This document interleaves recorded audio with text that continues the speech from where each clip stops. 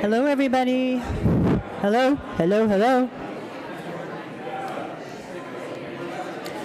Let's take your seats and we'll get started.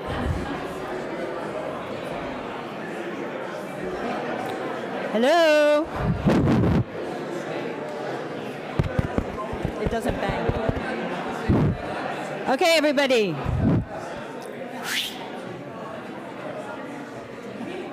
Come on. All right. Good afternoon and welcome to the League of Women Voters Candidate Forum 2026. If you were here last year, you remember that it was broiling hot, at least 85 degrees, and it was so packed that people were up in the rafters and hanging from the windows all along. So this is a little more civilized, and because we have just one contested election this year, that I'm hoping we actually wrap up a little early so that you have time for refreshments and talking to the candidates more in a more leisurely way afterwards. So first of all, thank you for coming, both everyone in the room and on Zoom. So appreciate your participation in the election process, and particularly, we thank the candidates for taking the time out of their lives and giving their treasure of thought and energies to our town. So thank you very much for doing that. I want to remind everyone that this event is being taped and it will be available on our website afterwards. As the candidates already know, the recording, when it's aired, posted, or in any way distributed, has to be available only in its entirety. No part of it may be used in political campaign advertising. I'm Nancy Comfrey. Emily Wheeler back here, and I are the co-chairs of the Voter Service Committee. And we are fortunate today to have Sue Flykop from the League of Women Voters Wayland, who is a trained league moderator and very experienced both in general as a moderator and also with our town. So she has done several in our town. I think she knows our issues as well. The structure for today's forum is going to be a get to know the candidates for those in uncontested races. So we're going to first meet with Stefan Bader, who is running for the housing as an incumbent to the Housing Authority position. Then we'll talk to Drew Magliazzi, who is running for school committee, and then to Carlin Reed, who is running for town moderator. And these will be conversations in which we will have some questions prepared from the league, but also we're going to give the audience time to ask a couple questions as well, and we're going to come around with a microphone for that. For the select board, I'm going to hand it over to Sue, and then she will be getting questions. She will have some prepared questions and also be getting questions from you, but in a written form. And if at any point you think of a question that you're going to want for the select board, you should either have a card in your hand with a pencil or raise your hand, and we have someone who will come and bring you a card. Our timers, it will be loosely timed for the uncontested races, but we'll stay in a 10-minute limit, we're hoping, for each of those. But the questions will be timed for the select board race pretty precisely by our lovely our timers up front. And I think with that, we are ready to begin. So, Stefan.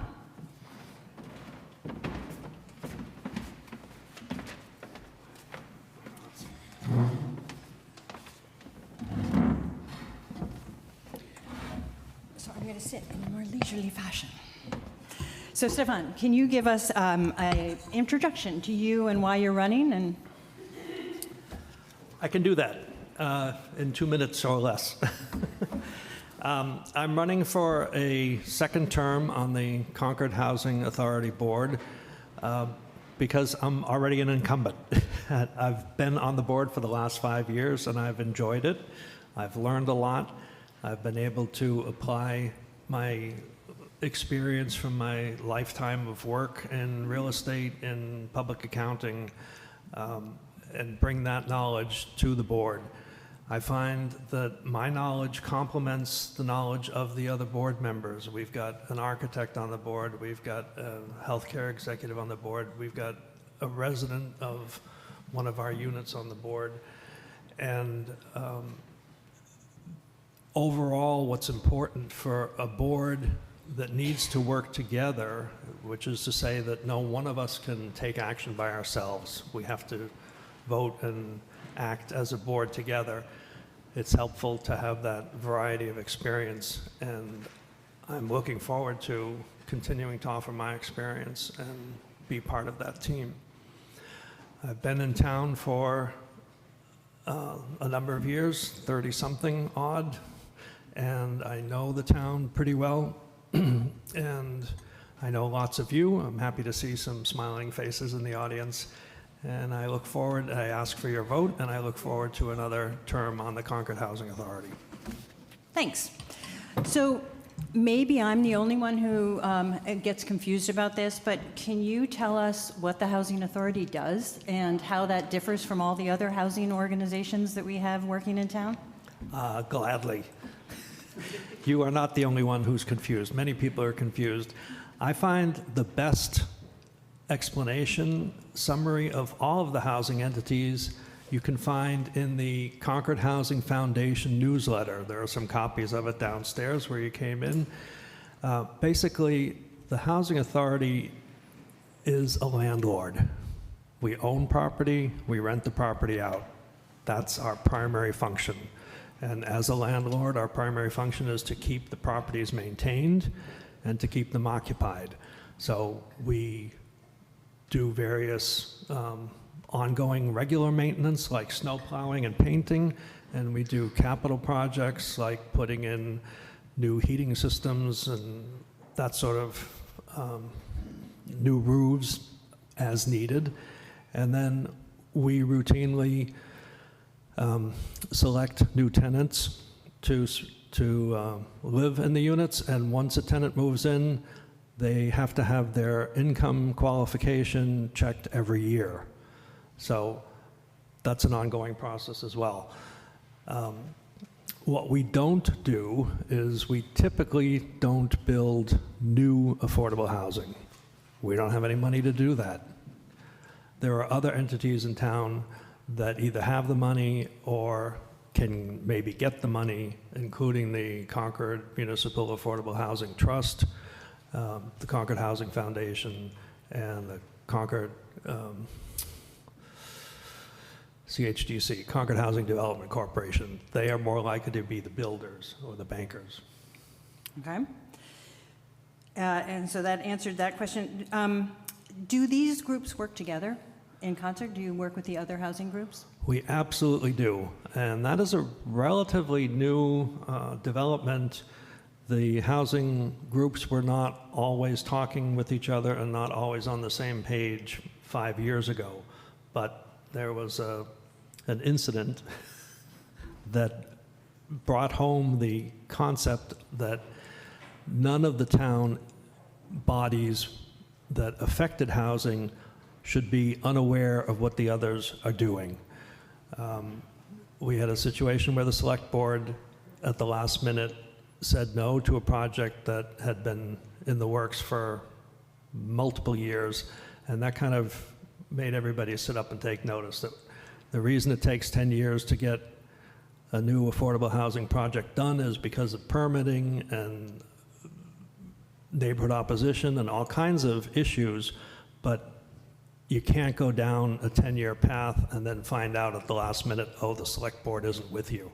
So we have a Concord Housing Roundtable that meets quarterly that includes all of the alphabet soup of housing entities, as well as the select board and the planning board. And CPC. pardon? And the Conservation Trust. Yeah, they're one of, I meant them as, oh, the CPC, yes, sorry. So because affordable housing is not cheap, it takes money from lots of sources to build new affordable housing. Invariably, it's not like one-stop shopping or one-stop financing. You have to get lots of people and lots of entities involved to get the financing put together. What do you want to accomplish in your next 5 years?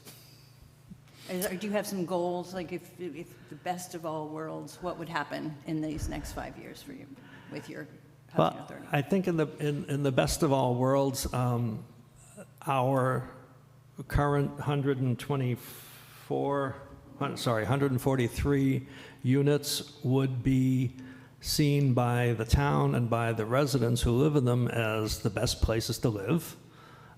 Maybe we'd add a few more to that. And in addition to that, we would work cooperatively with the other housing entities to get a whole lot of housing built at the MCI site at 2229 Main Street. And the Peabody School, if that's where we go. But these, I just want to reiterate, that would be my goal and my objective. But the Housing Authority itself does not have the ability to call those shots. We can just add our voices. The Housing Authority actually only controls less than 20% of the affordable housing units in town.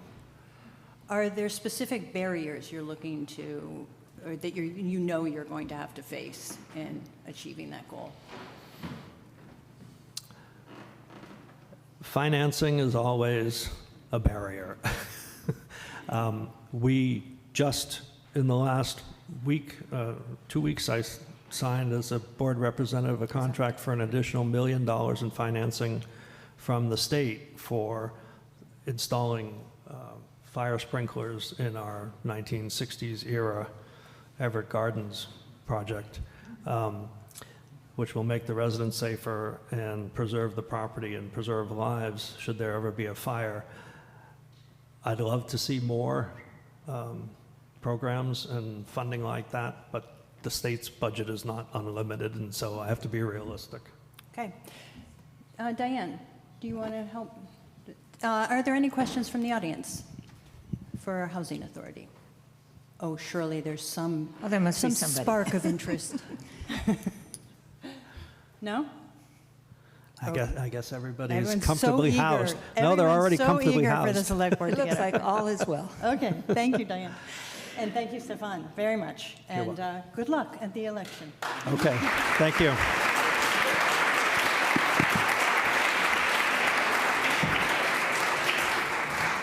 Do the 15-second and stop. Okay.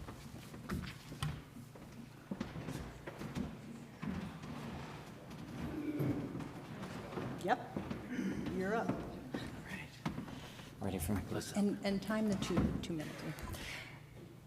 So, give us a start. The spiel. Yeah, you're in charge.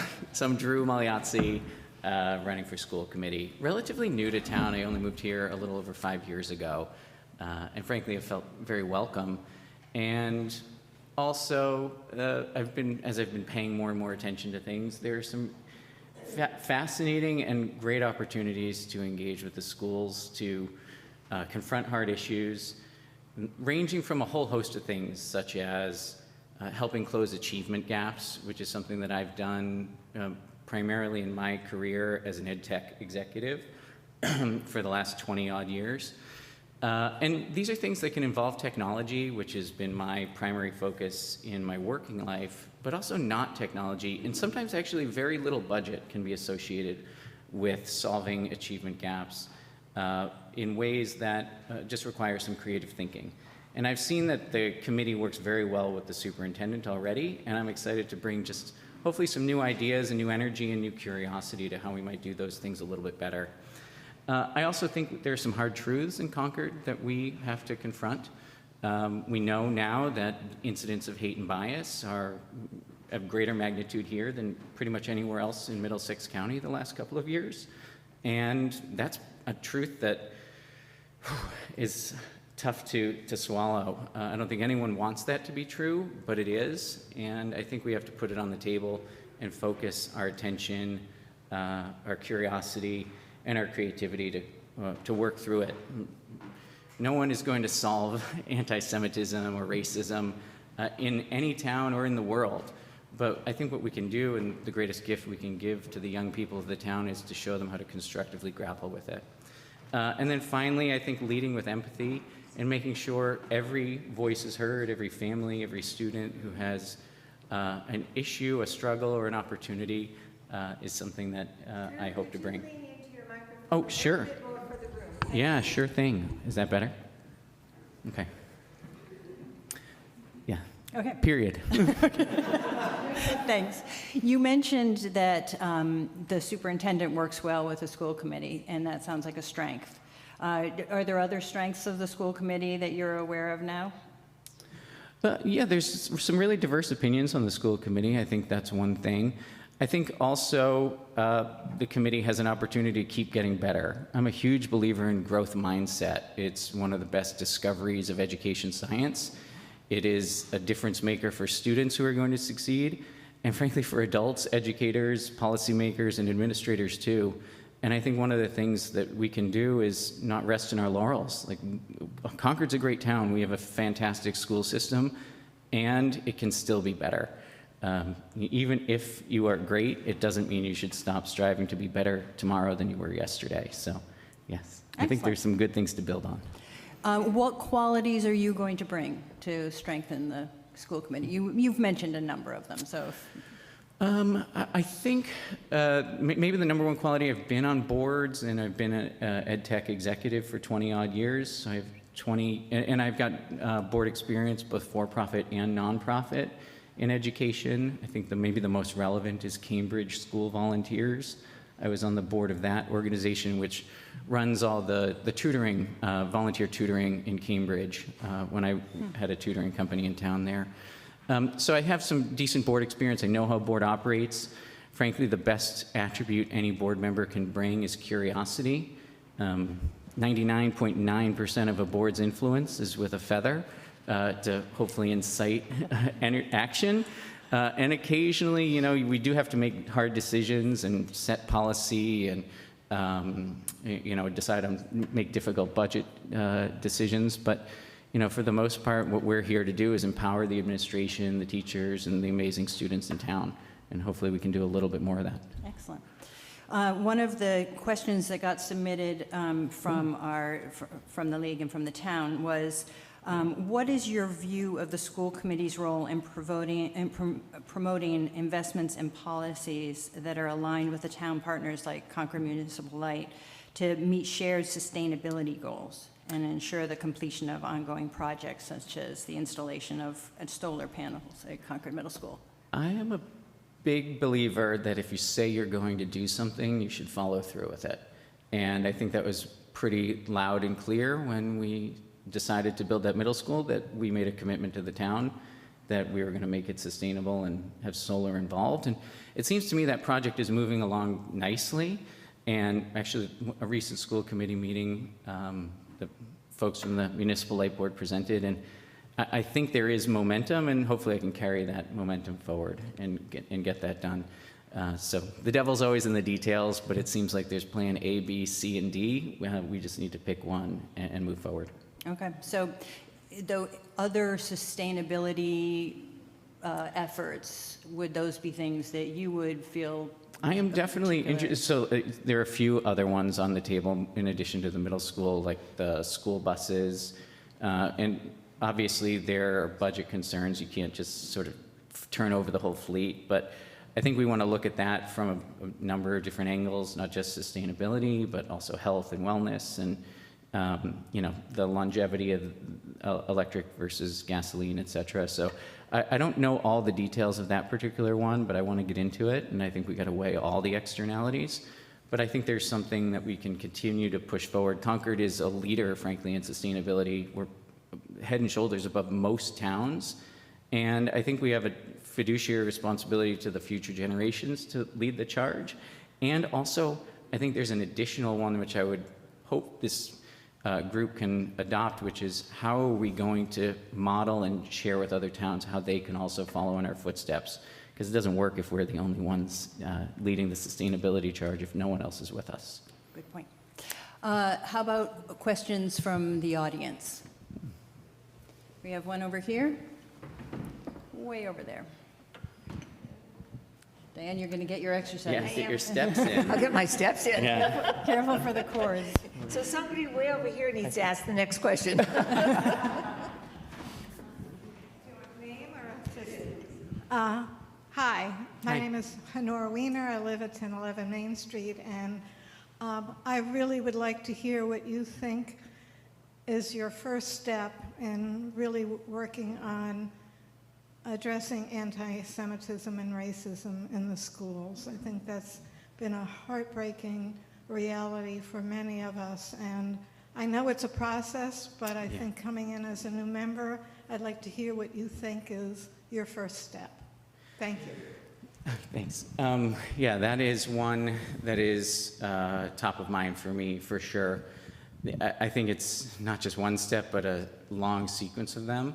Actually, I look at Mark. I think one of the things you did for anti-Semitism at the select board of creating a space that was safe for people to share their stories was one of the most profound actions that can be taken, particularly by a board. I think there might be something similar that could happen at the school committee level, but it's not my decision alone. Obviously, we've got to build trust and create the conditions that would welcome those voices to come forward. I think the fellow committee members are on board with something like that, but we'll find out for sure. Any other questions? Because I do have other questions. Actually, we have one on exactly okay. as Oh, you got required your on the wish. other side of the room. As requested, on the other side of the room.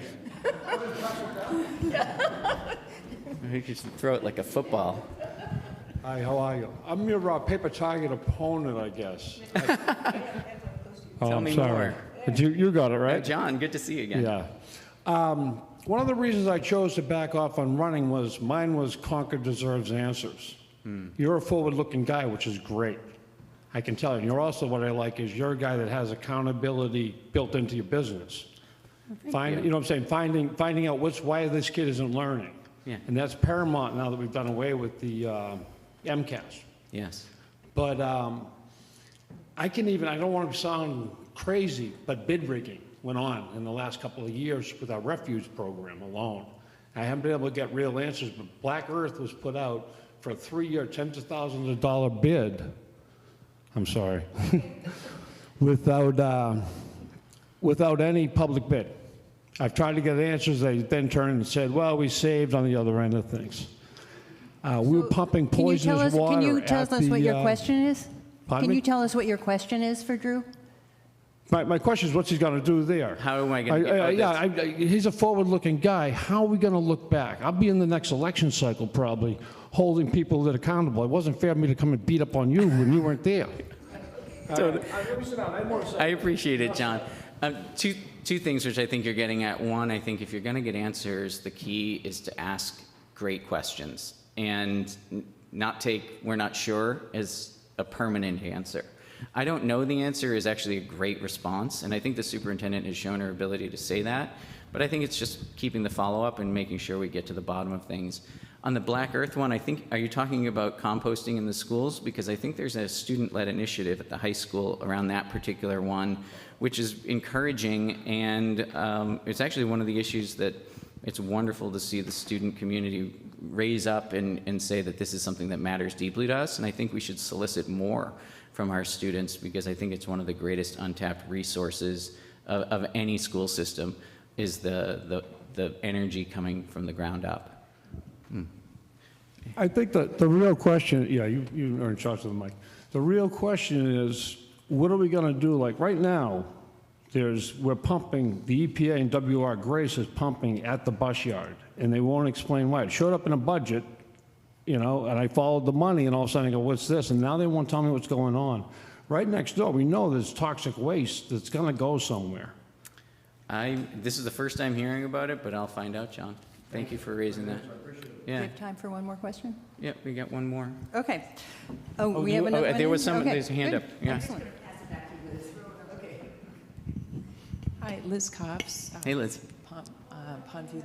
Pondview Lane. Is that okay? Okay. I was interested to hear that you brought a lot of volunteers into the school systems and other places that you've lived. And I'm wondering how you might think to do that here to bring up reading levels and math levels and so forth, because we've got a wealth of very well-educated retired folks in town. And I think it's such a great opportunity to marry them with students that they could really help them with the learning process. I'm not sure where that might sit with the school committee, but I'd be interested to hear your ideas. Thank you. I mean, that one is close to my heart. Heck, I started volunteer tutoring when I was 14 years old. And I was the kid who everyone would come to my house the night before the calculus or physics exam, and I would teach them the lesson. And they would all thank me. But frankly, I should have been thanking them, because I studied more from my peers than I did from my teachers, and I was probably a better student as a result of it. So I think. Excuse me, I'm a teacher. Do you really? I'm teasing. I did. Yeah, no, I cared more, honestly, and I learned more by teaching than I did by studying alone. And I think there's a great opportunity for that. I don't think it's just volunteerism. I think it's also about when and where you apply these interventions. So for instance, one thing, Michelle, who was the Metco rep on the school committee, and I were chatting, and there is an incredible opportunity to turn a deficit in our town into a great opportunity, which is the Metco students ride a bus for 90 minutes each way every single day.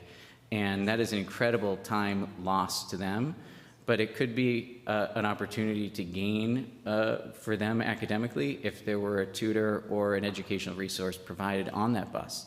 And so sometimes it's just a matter of looking at a situation and shifting a deficit mindset to one of opportunity.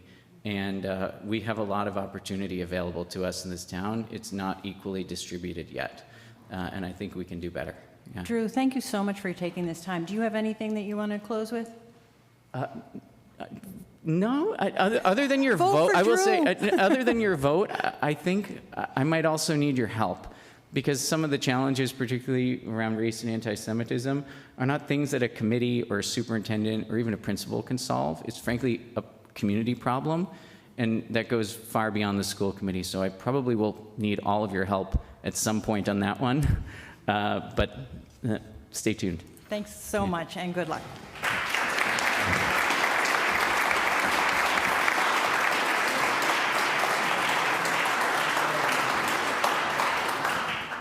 Next up, we have Carlin Reed, running for the town moderator.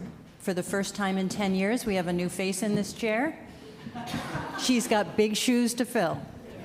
Oh, do I ever? My gosh, and she's sitting right there on top of that. Thank Just you, in Carmen, case by the way. you forgot.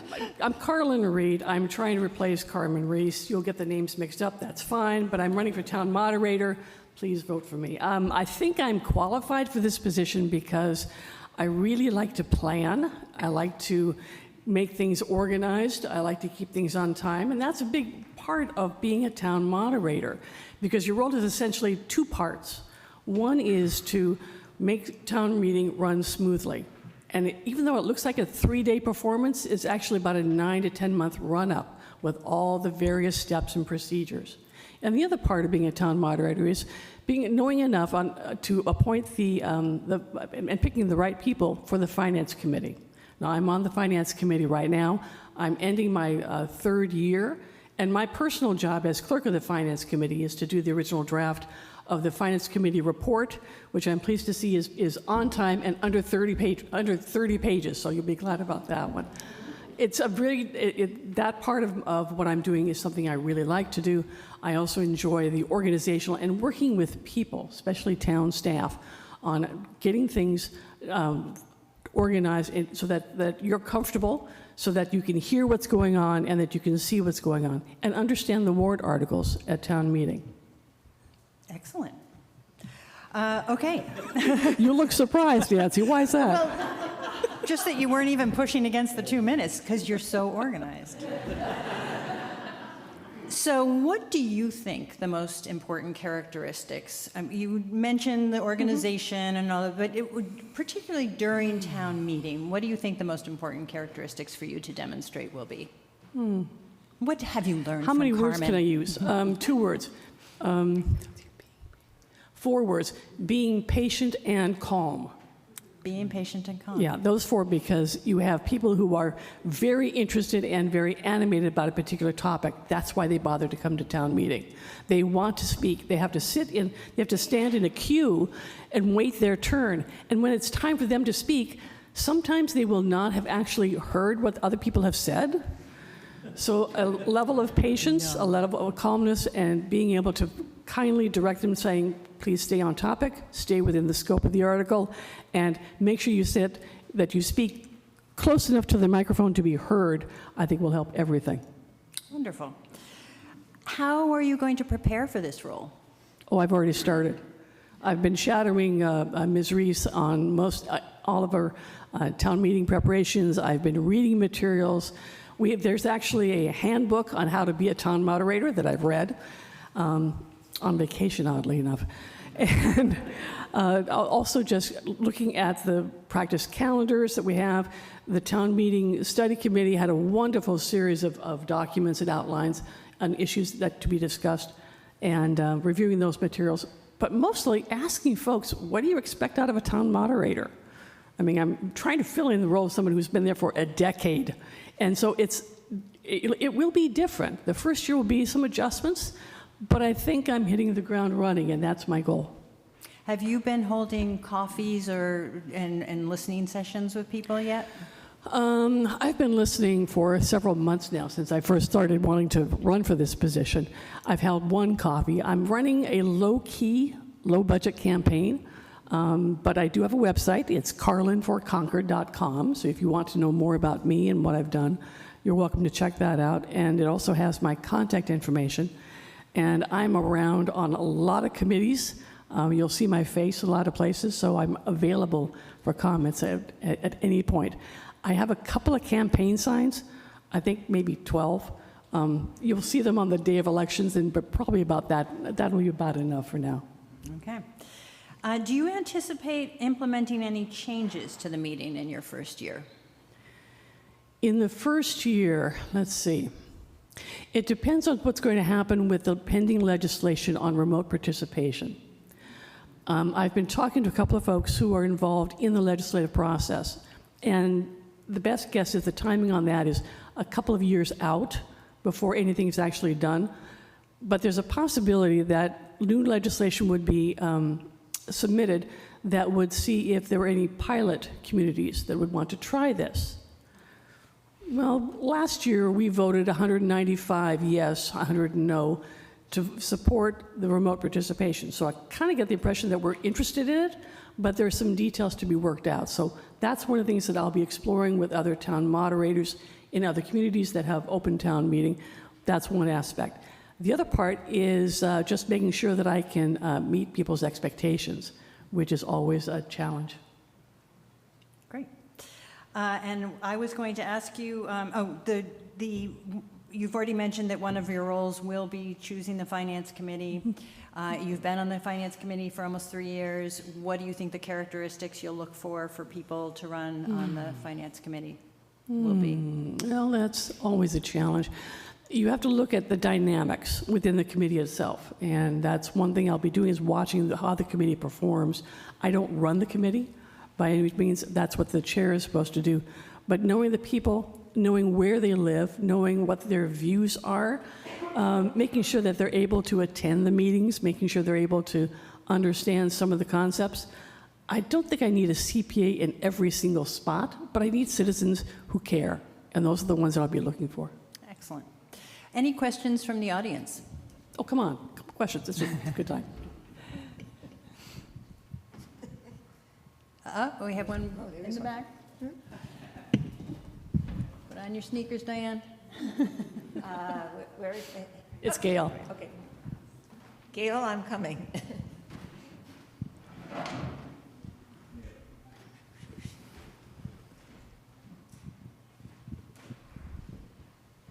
Thank you. Gail Hired, Nancy Road, Concord. I think we're looking forward to a town meeting this year being more clicking and less hand waving or paper waving, and I'm wondering what differences we can expect, if any, about like the tone or like how things are going to go, and if you could talk a little bit about that, because I think the clickers are going to be kind of a new thing, although we test drove it last year, I believe. Okay, first off, Carmen is still in charge. This year. Yeah. So My understanding in communicating with the current town moderators that she will be using clickers for this session. And I noticed, and I'm glad she is, because I think I intend to follow that same suit. I noticed that in last year, there were 4 ballots where it was very close vote. And unless you saw the actual numbers, you really could have guessed either way, whether it was a yes or a no. So I'm glad we're going to be using clickers. I presume that we're going to be doing a demonstration, an example, so people get used to it again, and then run with it at that, as we did last year. Am I right, Carmen? Yes, I got the thumbs up on that one. Anything else? I did have, any other questions? One more from Sam.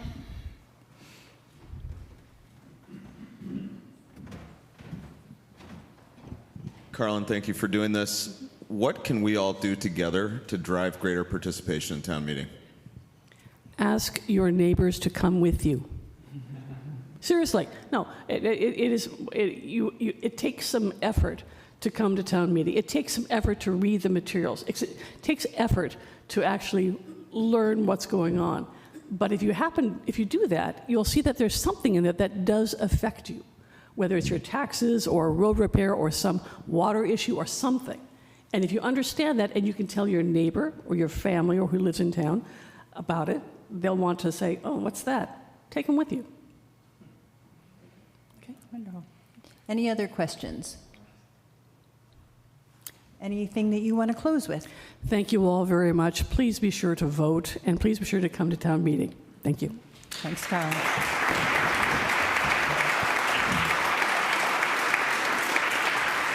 And this is the point where we'll ask our select board members to come up, and Sue Lykop will take over.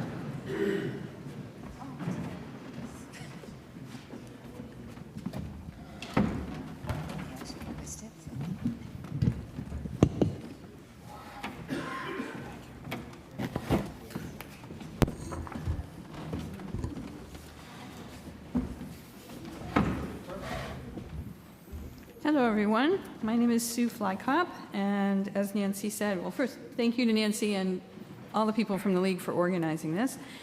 We're going to start. We have two candidates for Select Board. We have Dean Banfield and Sam Hersteiner, and we're going to start out in alphabetical order with opening statements.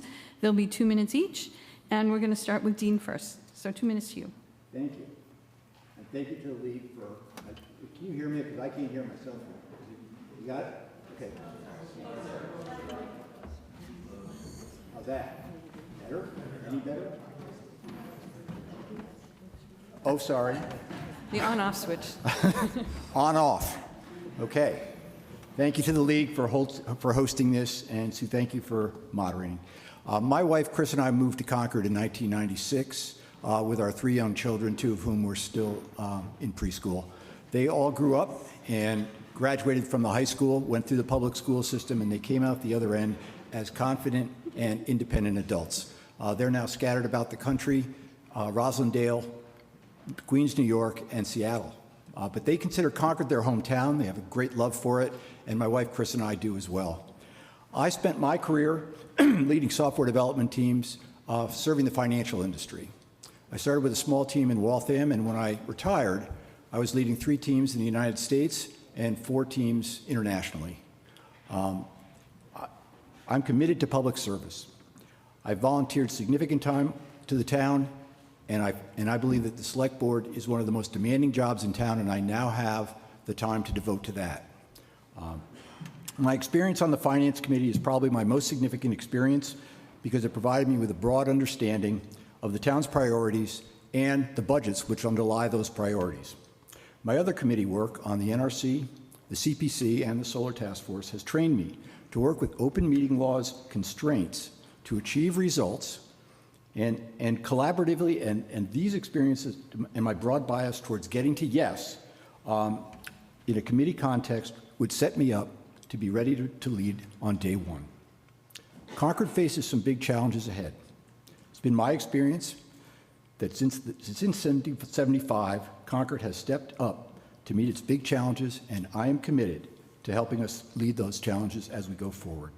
I've been focusing my campaign on 3 main themes: fiscal responsibility, environmental sustainability, and bringing the Concord community together to strengthen our community and civic life. And I look forward to serving on the Select Board. Thank you for the stop sign. Thank you. And Sam, 2 minutes to you.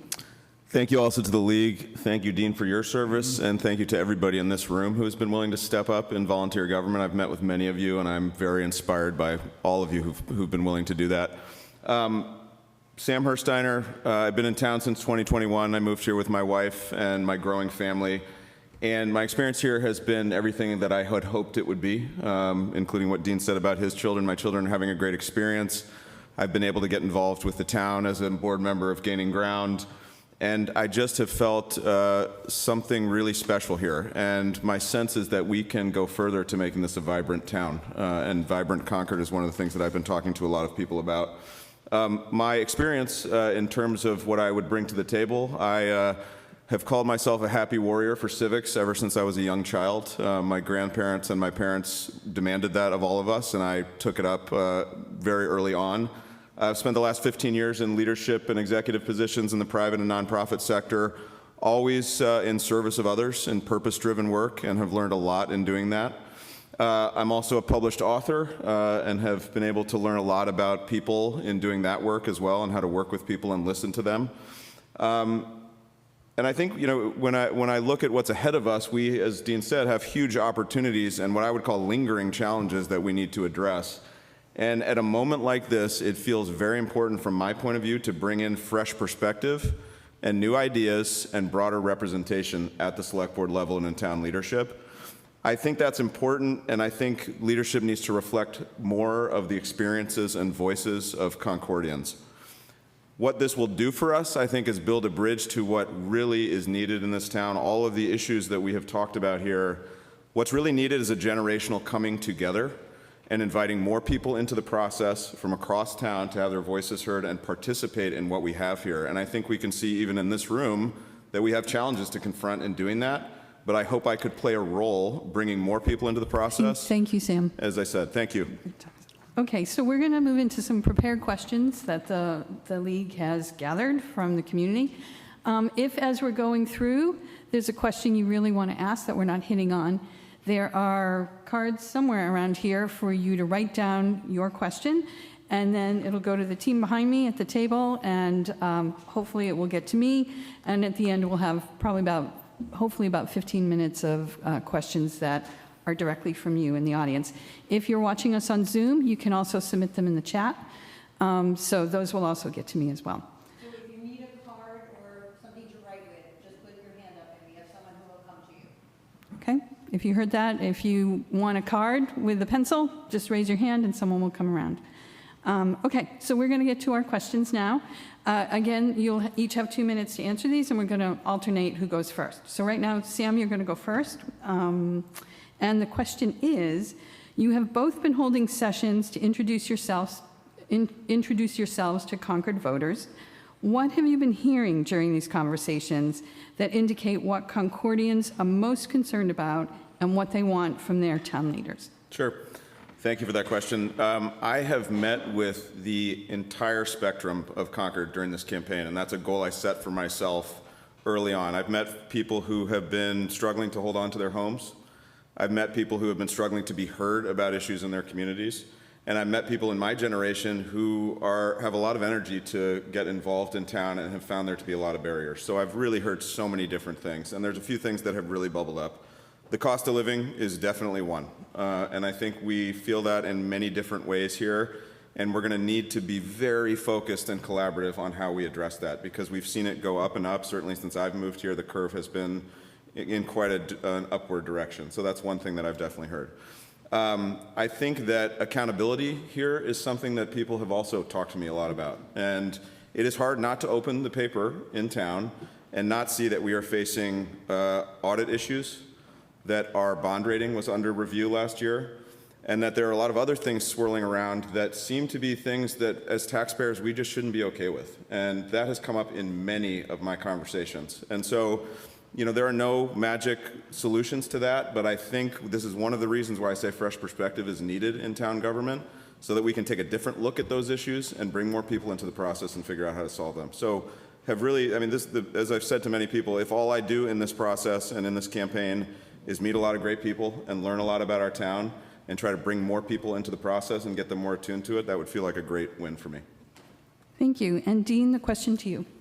So I've been running what I call a traditional campaign. It involved a lot of coffees, a lot of meeting people, in people's homes, in their living rooms. And the things that come out to me, really, and Sam has touched on them, are the cost of living. What one would consider to be a spiraling, upward spiral of taxes. People are very concerned, and they really are looking for the select board, the town, and the schools to show some restraint in operating those budgets. The town, however, has taken itself to the well many times to go and find new debt that it's taken on. So this is a balancing act that we need to kind of work ourselves through, but it doesn't matter that much when I'm in these conversations because it all comes down to the tax bill. So there it is. So that's the biggest thing that I've heard in talking to folks is that. The second piece, and Sam alluded to this, but I think he was touching on a slightly different point, is accountability to the voices of people. That if something is happening at committee levels, if something's happening in the government itself that is managed by a vast web of volunteers, that there is no outward motion of that information so that by the time something bubbles out of a planning board or the land use working group or some other set of volunteers who are doing their work extremely carefully and with goodwill, but when they come to a point of bringing it forward to the town, like a town meeting or before that, people are blindsided. They don't have any understanding of how this decision was arrived at. And so that's a different level of accountability than the kind of thing that Sam is talking about, which is more on the government side. Are we managing our budgets properly? Are the employees doing their job and their work carefully? That's very different than the accountability of the committee functions that we have. So that's a different piece that I think I've heard. Thank you. Yep. Thank you. Dean, you're going to go first with our Okay. next question. Yep. If elected, on which committees would you be particularly interested in serving as a select board liaison, and why those committees? Oh, okay, this is an easy one for me because I've done a lot of this stuff. I would love to go back and sit in on those NRC meetings. As dry and boring as those are, I loved serving on the NRC. It's protecting our open spaces and our wetlands. It's implementing the mass laws. The second one I would love to be a liaison to is the light board. I've been pushing the rock up the hill with solar energy for a long time here in town, and so I'd love to be a select board liaison to the light board. Probably the next one down the list, which would be a fun one for me, would be the CPC. The CPC has the big picture of Concord in its head, and it's trying to allocate a pretty thin budget, but it has a good amount of money for a grant-making organization. And it's looking over the possibilities of how to improve Concord along the three legs of their stool, which are historic preservation, open space and recreation, and affordable housing. And so that would be another one. Those are three. That's enough for me. Okay, thank you. Sam, the question to you? Sure, I have three in mind as well. Land use feels to me like a very important piece of our puzzle moving forward and what's ahead of us in the town, so I'd very much like to get in the mix. I'm the type of person who likes to dive into the middle of tough issues and try to be involved in that way. The DEIC, I think, is one that I feel personally very committed to in terms of the work that they are doing, and they're facing a lot of challenges in trying to figure out a way forward and make this a more welcoming town. So that's one that I would also really appreciate being a part of. And then I don't know if I will win any friends on this one, but the Public Events Committee and Celebratory Events Committee is one that I feel personally very interested in because that's one of the ways that we come together as a town on an ongoing basis. And I think, in my experience across my career, have planned many large events and been involved in many, and that would be one place where I think I could bring some value as well. Great, thank you. Okay, Sam, next question. It's on the topic of housing affordability. Do you think it is important for Concord to increase its stock of affordable housing? If not, why not? If it's important, what do you think are the most promising options for accomplishing this? Yeah, I do think it's important for us to be thoughtful about increasing our stock of affordable housing, and that fits to me in the bucket of we should be more welcoming to more people as a town. And I fit that into a category of, I'll say this in my closing statement, we have an opportunity to grow as a town that not a lot of other towns in the Commonwealth or across the country of our size do. And I think we need to take that very seriously and think about if we're going to do that and if we're going to take advantage of that opportunity, we should absolutely try to attract more different types of people who have different experiences and are from different demographic groups here, because that's what makes a vibrant Concord. So I think we absolutely should do that. We need to be thoughtful about it, and we need to work with the state to make sure that we're satisfying their goals in that respect too. The second part of your question was? What do you think are the most promising options? Well, I think we look at MCI Concord as one big, large opportunity, and I'm not sure exactly how much affordable housing we can fit there. But what I think I've seen across town is that there's enough housing being built that we can have a creative conversation with the state about how to deliver more in that respect. And I've learned a lot from Stephen Bader in this campaign, and I'd love to be able to work with him more also on this issue to see how we answer those things. Thank you. And Dean, the question to you? The big challenge with affordable housing is how do we create it?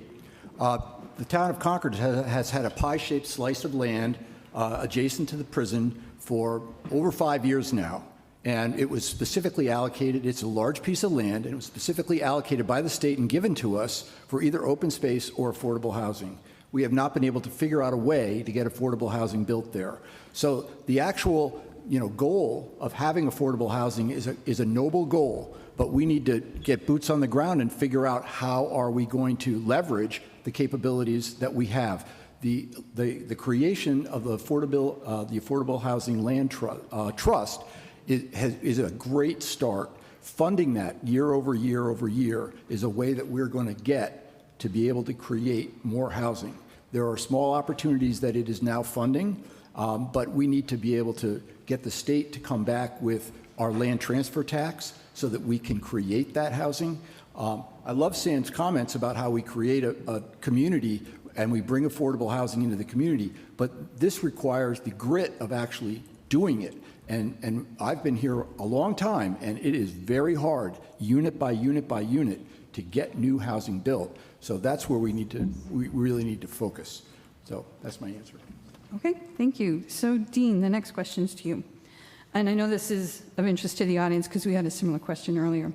Do you think the Select Board should be doing more or doing things differently to help make Concord a more welcoming community to our Jewish, people of color, LGBTQIA+, and other underrepresented neighbors? And if so, what? So the answer to that for me is yes.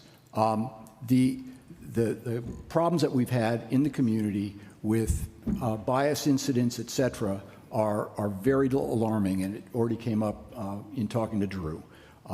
The Select Board needs to partner with the school committee very closely, and we need to develop programs that help our community to help bring in an open and welcoming environment. Right now, if you join any committee in the community, you have to go through a variety of different online trainings. You have to learn what an open meeting law is and how to operate your committee. You need to take sexual harassment training, and you need to take anti-corruption training. Concord could broaden these trainings to include bystander training, cultural competency training that would help broaden the nature of being a member of the Concord community as you serve with Concord. And this will help draw in a more diverse set of members of all of the committees that we have. It will draw us up to the Select Board so that eventually, as people graduate out of just doing committee work to elected office, that we see a more representative set of people on these committees. Today you have 2 white guys who are standing here for election, and we need to see a more diverse set of choices in Concord. Thank you. And Sam, the question to you? I want to recognize the steps that the Select Board has taken on these issues, particularly recently. I'm a Jewish member of this community, and I'm supportive of the fact that we adopted the IRA definition of anti-Semitism. It's not perfect, but it is a concrete step in a world where these things very often don't happen, and there's a lot of talk about process and things just don't get done. But supportive of that, I'm supportive of what the Anti-Bias and Hate Reporting Working Group has done, and I'm supportive of what the DEIC is trying to do to bring the community together around solving these issues. But those are, in some ways, top-down solutions, and my day job, my professional life is spent trying to build civic virtue in young people and more civic virtue in all of us so that we can do all the things that we're talking about here. And I would love to bring that to the Select Board and to work with the schools committee and others to figure out how we do, I think as Drew pointed at, a whole town mobilization, going even further than we have thus far, to build those muscles again, to be able to listen to each other, to be able to work across difference, and to be able to show a face to the world that is welcoming in a way that we have to frankly say we're not doing right now. Because you talk to realtors in town who say people don't want to move here. You talk to people of color in town who say this doesn't always feel like a safe and welcoming space for me. That time needs to end for us if we want to do the things that we're talking about, grow and be a more vibrant town over the long term. And so I think I really could bring some of my professional experience to that task if I were so fortunate to be able to serve on the select board. Okay, thank you. All right, Sam. Well, we're going to have a series of 3 questions on a similar topic about land use. So this is a little bit of an introduction for everybody. As you know, the Land Use Working Group has recently released its Phase 1 summary report that provides recommended next steps for addressing the facility needs of our public works, public safety, and administration departments. Another working group has also provided preliminary options for uses of the MCI site. So the first of the 3 questions is the select board you will join will have to balance many competing demands, not just between public works, public safety, and administration, but also with other expressed community needs such as increased housing options and taxable commercial opportunities. Putting aside financial considerations for the moment, do you have thoughts on what our priorities should be across these efforts? And to Sam first.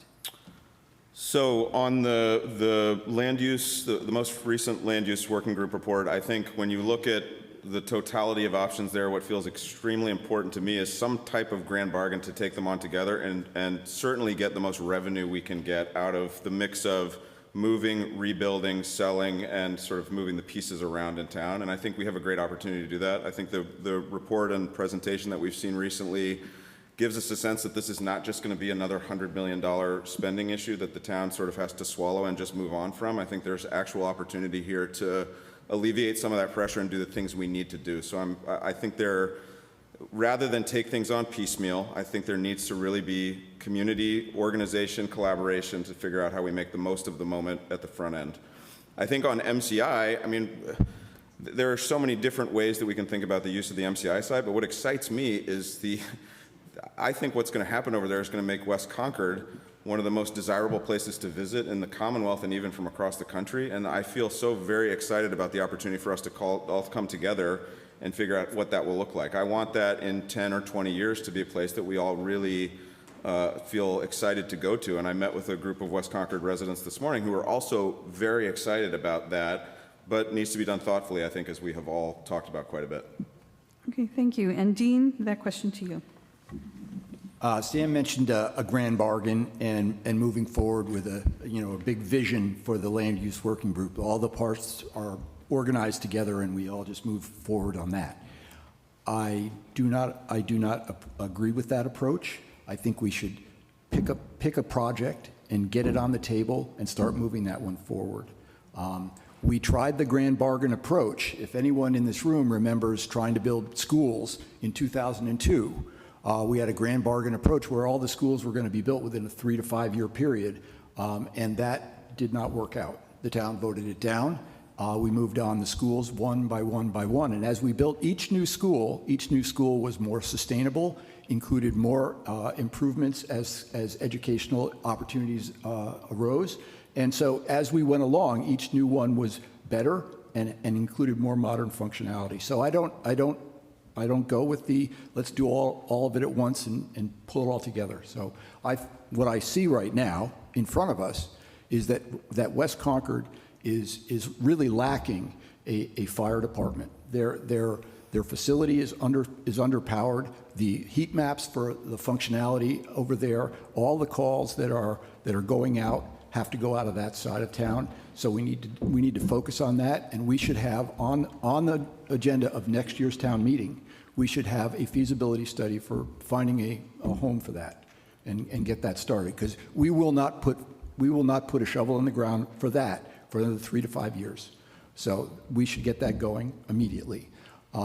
Beyond that, the MCI, which Sam alluded to, the MCI vision that has been proposed over there is now inconsistent with the Land Use Working Group. The Land Use Working Group believes that we should be putting Concord Public Works over there, and that was never brought to the attention of the whole process. That process was an extremely good process that took in a lot of public comment, but putting the Concord Public Works there was never in the mix. Okay, So I'm we sorry, need I'm going to have to revisit that. interrupt you. I'm sorry. We're going to have 2 more questions on this topic, and then I think maybe I'll give you a little extra time That's because fine. it seems like there's a lot to explore There's here. a lot there. Yeah, so Dean, you're going to go first in this next question.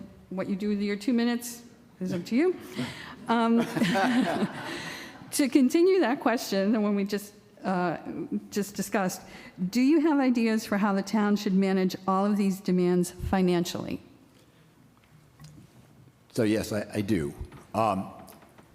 Right now, we've taken on, just to give you like a little bit of background here, some of the reason our taxes have risen as much as they have is because in 2021, the tax bite from debt service was about 9% of your tax bill.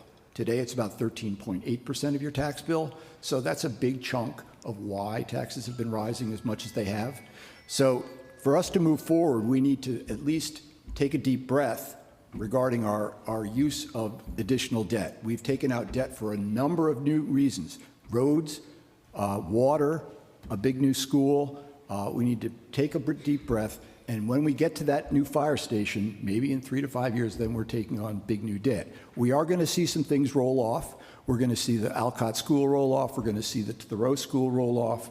So we're going to be able to see some of those things. And the Concord Carlisle High School is constantly going down, so our allocation for debt within the high school assessment is also going down.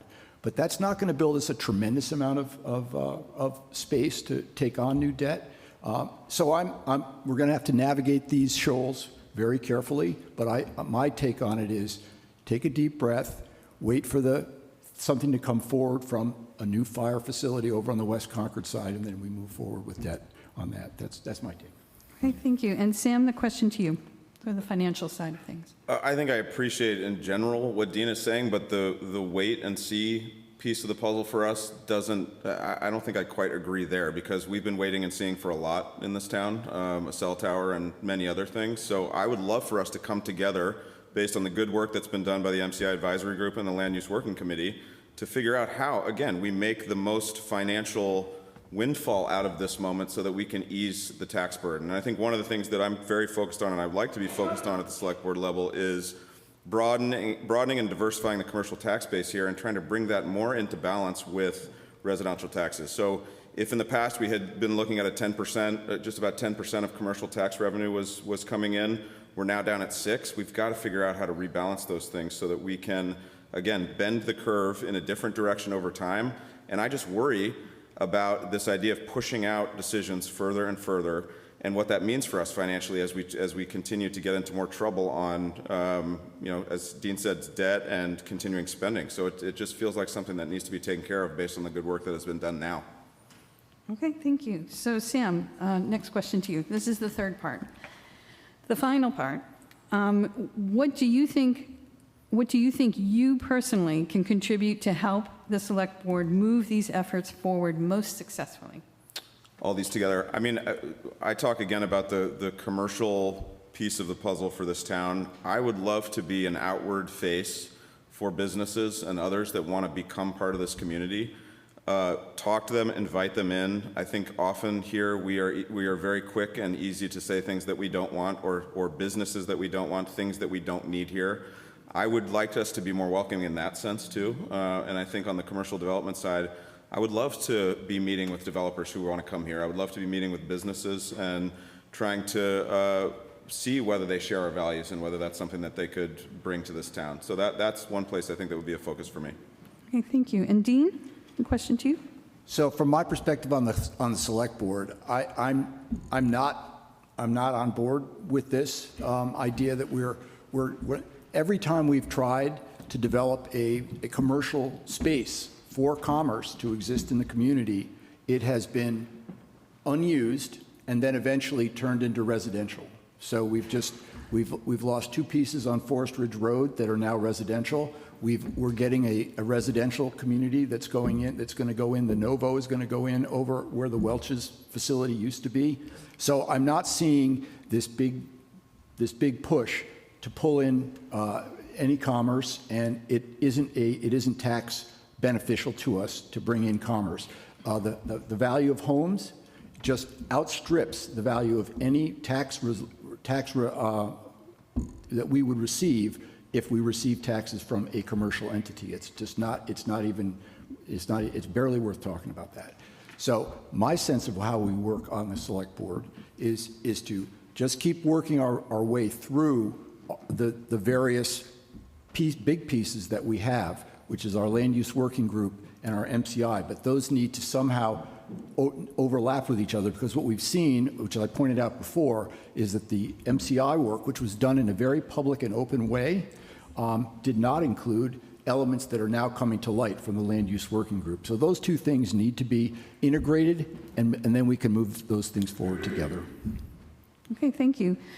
So that concludes our land use questions for the moment, but I did want to give you all, I don't know if you want each 30 seconds, there's some differences between the 2 of you, and I just don't know if you want to share with the voters anything else that maybe you didn't get a chance to say in these 3 questions. Do you feel like we can move on?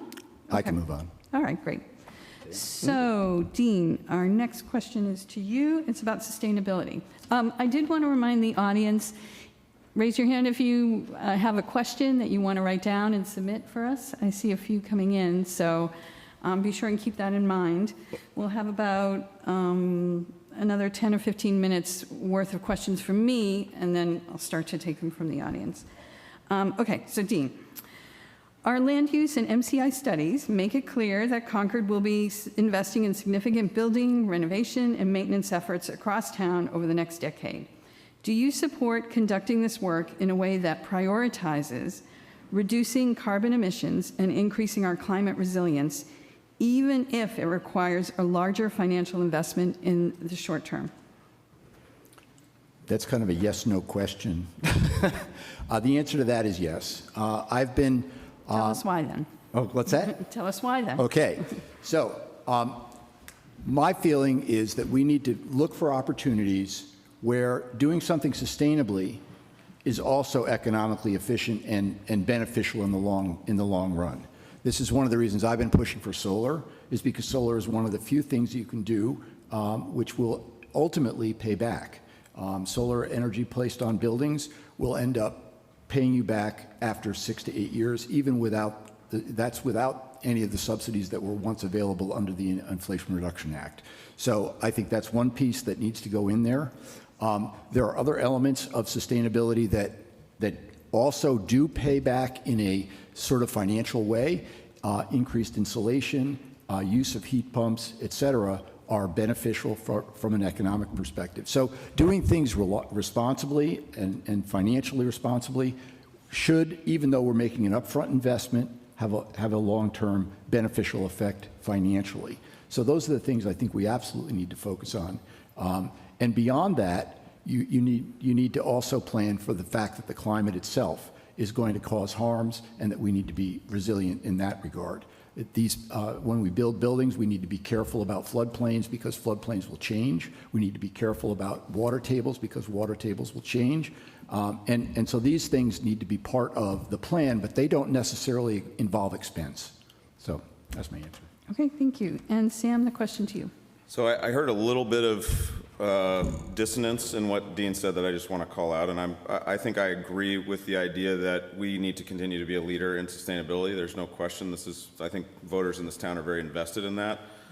But for example, the warrant article that you've put forward for this year, the mandate that all commercial buildings and municipal buildings moving forward need to be prepared for solar, I have questions about whether businesses are going to want to come here if there are mandates that they have to follow on that front. And that, I think, there's a fiscal outcome to that as well.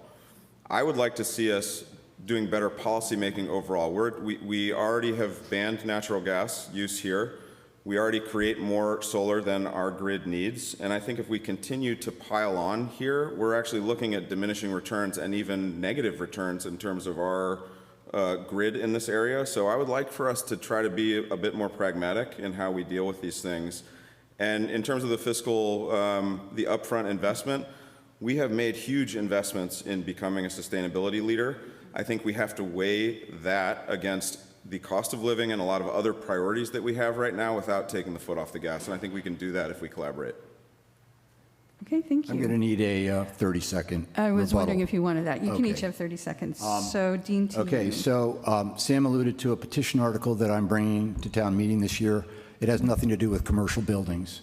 All it says, all this article says is that if the town builds a new building, the building will come with solar, and the solar energy will feed the building's electrical supply to reduce the operating cost of the building to the town as we go forward. So that's a misapprehension. I will say that the town of Watertown has implemented a similar thing where commercial buildings and any residential above 10 units do have to have solar, but that's not us. Okay, thank you. Sam, 30 seconds? No, thank you for the clarification. That's important to hear. Okay. All right, Sam, next question to you. Concord has a new, this is sort of building because we were just talking about sustainability. Concord has a new stormwater remediation plan and has been awarded an MVP, Municipal Vulnerability Preparedness Grant, to spearhead the Sudbury-Assabet-Concord River Watershed Collaborative. Are there additional policies and procedures you think are important to put forth to prepare the town for climate-related disasters and emergencies? That's a very good question. That is one that I'm not directly familiar with, but I think that, as Dean said, we do have to look around us and see that there are increasing issues in terms of how we deal with flooding and how we deal with other issues that relate to climate. So I think that's one thing I would have to honestly say that's something that I would like to learn more about and try to become a little bit smarter on to give you a better answer.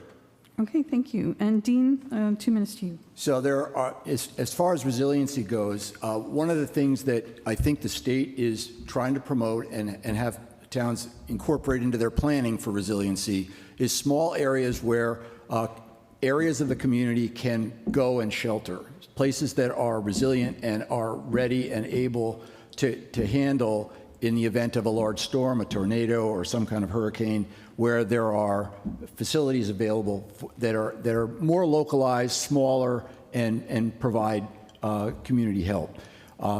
Developing places like the Harvey Wheeler Center, making sure the middle school is ready to do that kind of thing, like just different places around the community that are set up and are always in the position of being ready in the event of an emergency. And that would be something that we could focus on that would help us with resilience. Thank you.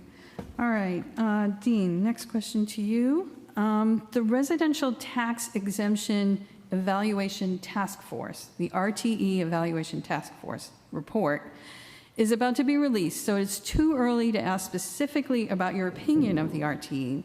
But the reason for both the tax and the study was the Select Board's goal to support economic diversity and allow elderly residents to continue living in Concord. Where do you stand on the importance of this as a goal for the town? And do you think there are solutions that should be off the table in achieving this goal, such as selectively modifying tax rates? So I'm just going to put a little point of clarification on your comment. The Select Board's goal there was twofold. One, to help our elderly residents, but also to help younger residents who are struggling with the tax burden. There are a number of programs that are available to from the state that help and that we could modify that would not require us to get involved in the residential tax exemption, but they would exclusively help older residents. So by trying to implement a balanced approach, the Select Board cast a broader net, and that's why they ended up looking at the RTE. The RTE has the effect of redistributing taxes. I don't disagree with that concept. I think that we may want to rebalance where we are regarding the RTE. Right now, it's a 10% deduction from your tax assessment, but that may be a little bit too rich, and we may want to just adjust. So I think that the study will provide a number of options to the Select Board, and I look forward to seeing some of those options, because there are options for renters, there are additional options for seniors, there are still no options really for the younger, anybody under 65, there are almost no options that the state's providing. So the RTE still is probably going to end up being part of the mix, and I'm okay with it. Okay, thank you. And Sam, the question to you? I think the spirit of the RTE is something that I would very much support, and I think as you've looked at the past several years here, you've seen a lot of different disparate efforts to address the issues that we're trying to get at with the RTE. But when you talk to people, there are as many seniors you talk to who are having trouble staying in their house as there are people whose kids are going away to college and they're trying to afford that and are also having trouble with the additional burden that's related to this. So to me, that feels like a mistake of policy or not good policy making, and I think we need to really reconsider how to do this. One thing that I guess two things that I have thought about and that have heard about that I think would maybe help us alleviate some of these issues is to look at potentially MCI having a significant amount of senior restricted housing and what that could look like. And then with the Fair Share Amendment money that is now flowing even more so from the state, I think we need to do some advocacy to get as much of that as we can back. There's been $300 million additionally found in January that's come through in the Fair Share Amendment, and this is a town that has very much supported that when other towns like ours have not. And so I would love to see us advocate for a higher deserved return on what's coming out from the state there. Okay, thank you. All right, so Sam, next question, and then I'm going to ask for some audience questions in a second. Concordians have watched other communities experience the federal government's enhanced efforts to remove immigrants from our communities. Do you think the Select Board should be undergoing efforts, in addition to those of our police, to prepare for federal immigration actions in our town or state? And if so, what efforts? Preparing more for what's going to happen in the state at the Select Board level? Immigration actions in the town or throughout the state, I would guess. Yeah, I think that we need to figure out how to be, as I said, more welcoming and more protective of people who are going to be here. I don't know that there's a lot of additional steps that we can or should take to try to do this, but I think the public safety here and the Select Board has taken a stand on what we believe should happen, which is let's not let people run rampant in our community and take people off the streets. So that is a very complex issue that I think we need to, as a community, and I think we've sort of shown our stripes as a community about what we want, and we should continue to stand for that. Okay, thank you. And Dean, a question to you? The town has already taken a position that we're not going to cooperate necessarily with any federal request to hold people if requested. So that puts us in the sanctuary city category, and I think that's a good move for the town. One of the things that's very disappointing to me is that the people from ICE or Border Control or whoever it might be seem to have access to the record systems so that if somebody is booked at let's say they just have a DUI and they show up and they end up at the Concord police station, the next thing you know, there might be ICE officers outside. Now, we might be able to activate if somehow on a citizen level we can see into that, but I don't know that's a privacy issue. I don't think that we can as a community see into that so that we could have some resistance that shows up when we believe ICE would also show up. I'm not aware of ICE roaming, in Concord looking for people to pick up, but I suppose it can happen, and I don't really have a great plan for how to resist that from an official governmental perspective. Okay.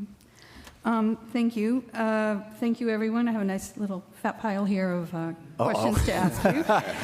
Active community. In order to try and get through these as quickly as possible, we're going to kind of shorten the response time. Sure. So that's fine. Speak fast. Yeah. So that we'll try and do a minute. Is that okay? We'll do a minute. So the first question will be to Dean. Both of you have talked about service to the town. How will you continue in that vein if you are not selected by the voters this year? Is it for me? Yes. Okay, I already have 2 green cards in. So I have a green card in for the planning board, and I also have a green card in for the NRC, which I'd be happy to go back to after. I haven't been on that for 8 to 10 years now, but I would love to go back there. Okay, thank you. And Sam? I will continue my service on the Gaining Ground Board, and him looking at joining another board in the future as well. And I think, as I noted, the committees that I mentioned earlier that were at the top 3 of my list, those would be areas that I would be interested in exploring as well. Okay, thank you. All right, so Sam, the next one is, how important is it to you for the younger generation, including students, to be involved, included, and their opinions to be heard in this town? Very much so. I think when we're looking at a moment, a transformative moment where the tone is going to be set for this town for the next 50 years, then people want to see themselves in leadership and see themselves in decision-making. And at the select board level, frankly, I think this is a moment where we could do that and bring more people into the process. And as I noted, I think one real value that I can offer here is to try to bring people off of the sidelines who, you know, when you're young and you have young kids here, there are a lot of reasons to say no, but that, you know, I had to think about those things myself.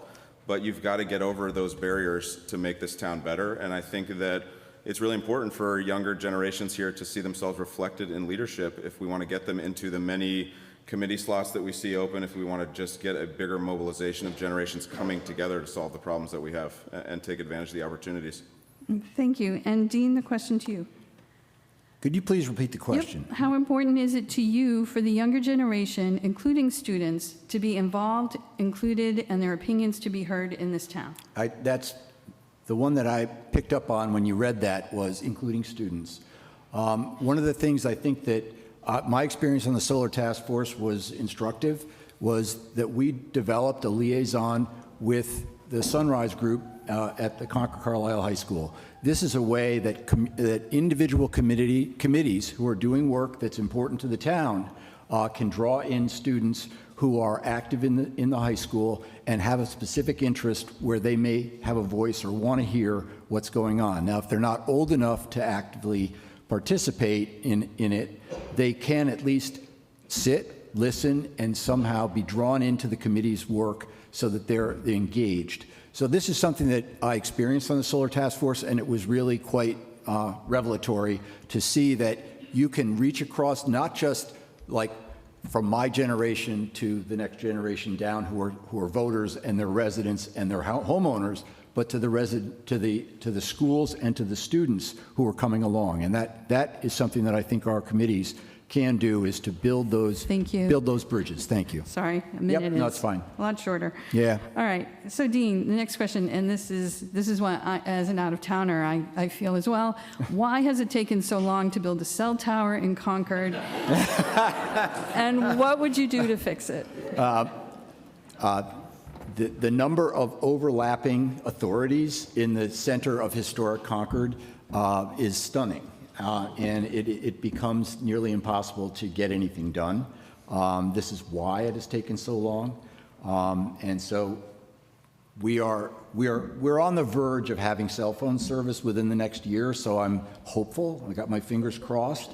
Right now, it appears that we're going to have a Verizon facility in the cupola at the Emerson umbrella, so that's one. And the AT&T is experimenting right now. There are 2 installed on Sudbury Road. There are small towers that do 5G that have just been installed on Sudbury Road right near the library. So there are hopeful green shoots that are developing. We also have a commitment from the current select board that we will have a cell tower by the end of 2026 over at the landfill. So there's a lot of hope that I guess I can point to for the moment. Thank you. And Sam? This would be one place where I would say I have nothing to add. This needs to happen right away. I mean, and I do feel hopeful that we are going to, after 4.5 years of back and forth about this, solve the problem. Okay, thank you. So Sam, this question's to you next.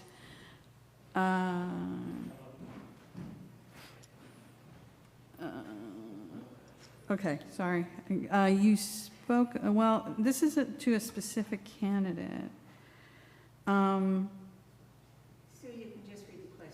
Okay. Is it unwise to commit our town only to solar? Sorry, I'm just trying to reword this. Is it unwise to commit our town only to solar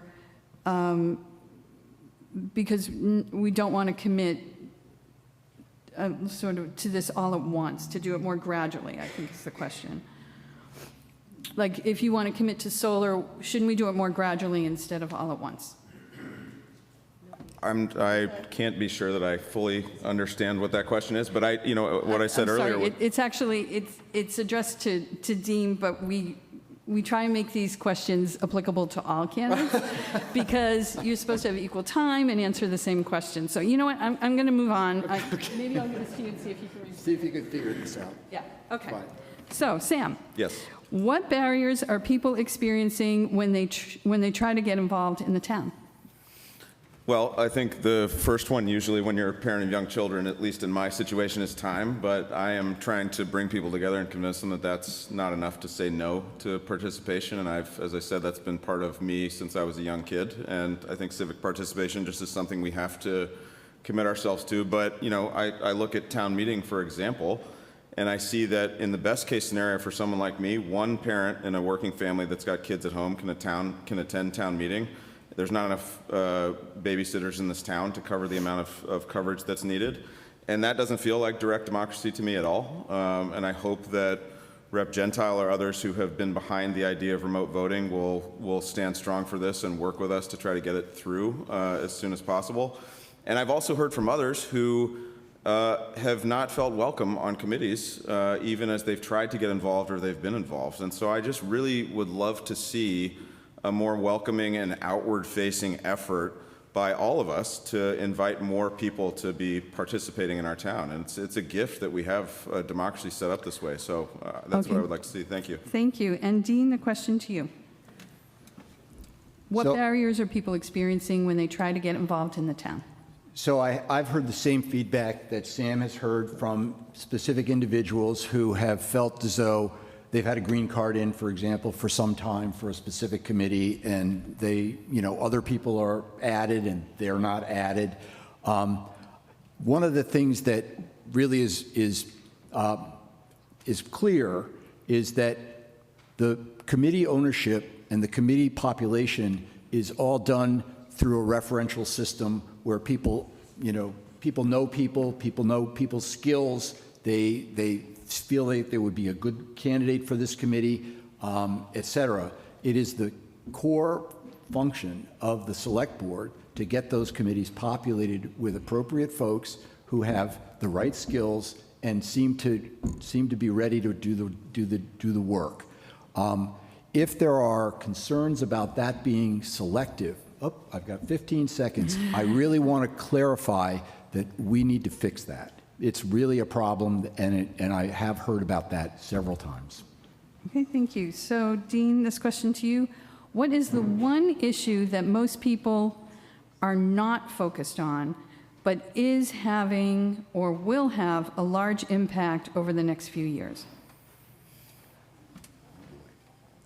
The issue that people are not focused on. Mm-hmm.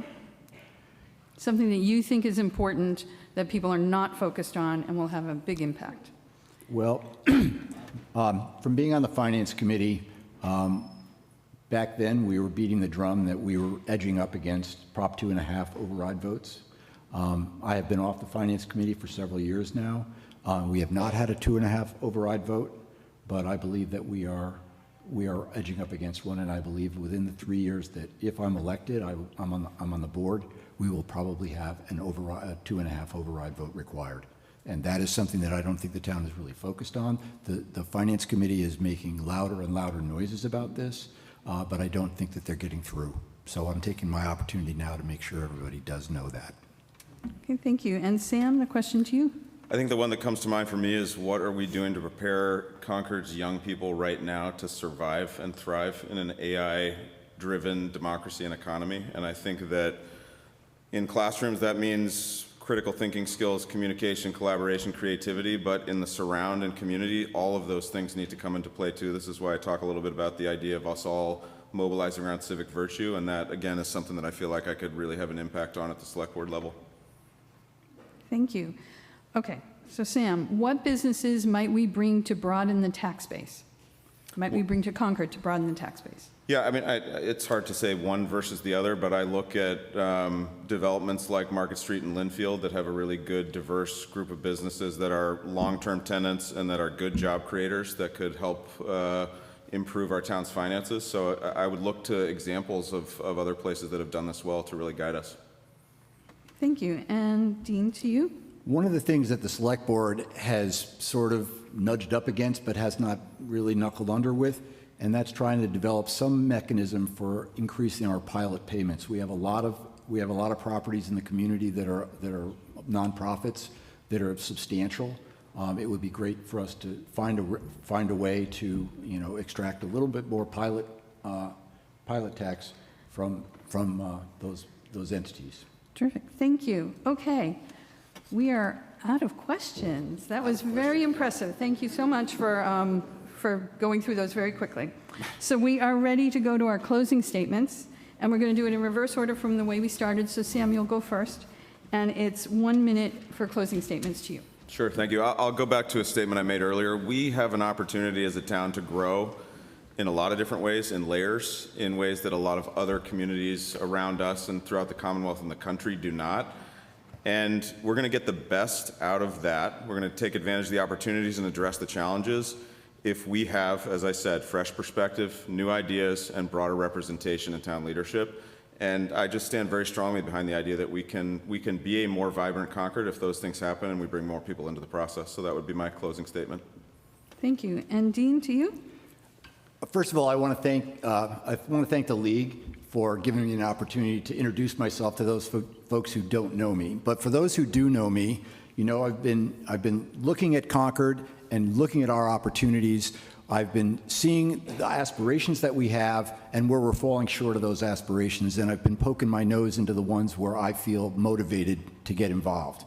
I think if you put me on the Select Board, I can broaden that view to see where are we falling short of our own aspirations, and how can we direct the significant capacities of our government to try to close those gaps. And so my closing statement is, I'm an activist by heart, and if you put me on the board, I'll take that activism right to the core and get us going. Thank you.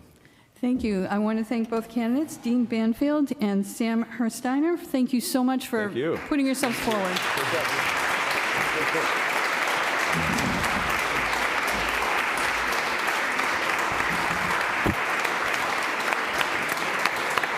And before you run, you're going to have to listen to me just for a couple of things. I'll try to be really fast. First, thank you to Sue Flykop for doing her moderation.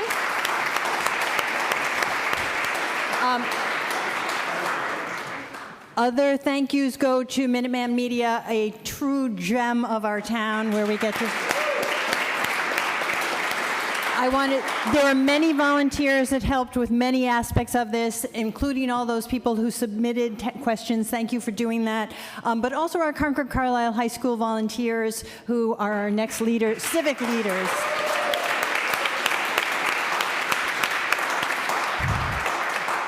There are many other opportunities. If you couldn't make up your mind from this set of questions, you have at least 4 other major forums that you can go to, from Concord CAN, Council on Aging, Newbury Court, and the DEI Commission. Go to those.